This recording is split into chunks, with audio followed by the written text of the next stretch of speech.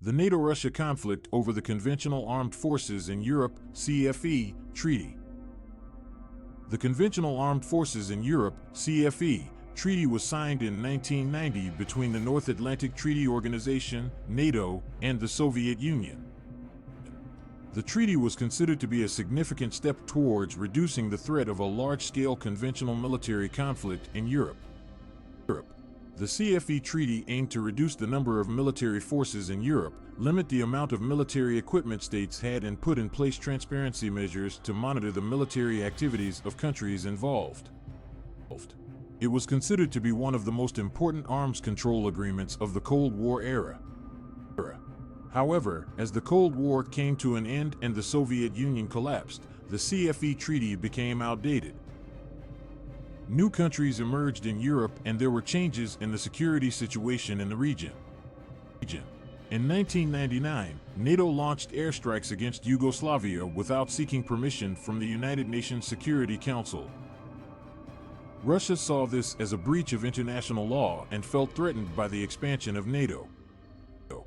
NATO's expansion into former Soviet states, such as the Baltic states, and its decision to build a missile defense system in Poland and Romania have also led to tensions with Russia over the years.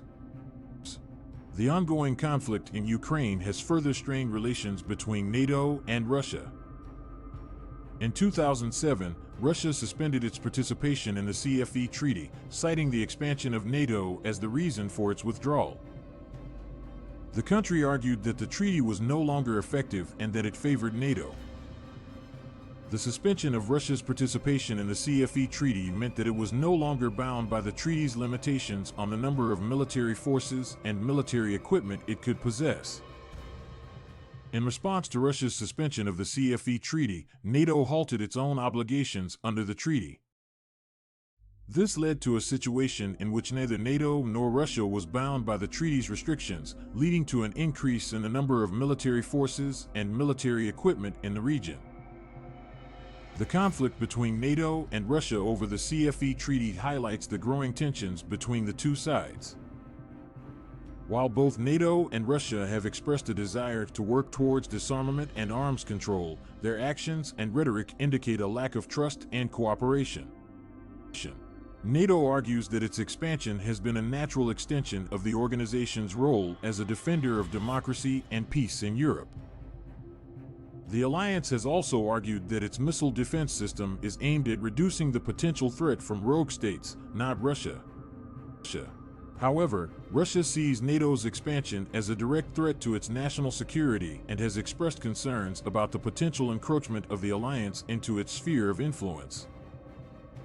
Russia's decision to suspend its participation in the CFE Treaty was a clear indication of its dissatisfaction with the current security situation in Europe. The country has repeatedly called for a new arms control agreement to be negotiated, one that takes into account the changes in the security situation since the Cold War. One of the main issues between NATO and Russia is the lack of trust and transparency between the two sides. Both NATO and Russia have accused each other of violating the CFE Treaty provisions. Russia has accused NATO of expanding its military presence in Eastern Europe, while NATO has accused Russia of not providing enough information about its military activities.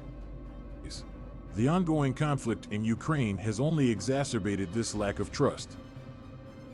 NATO has accused Russia of providing military support to separatist rebels in eastern Ukraine, while Russia has denied these allegations and accused NATO of interfering in Ukraine's internal affairs.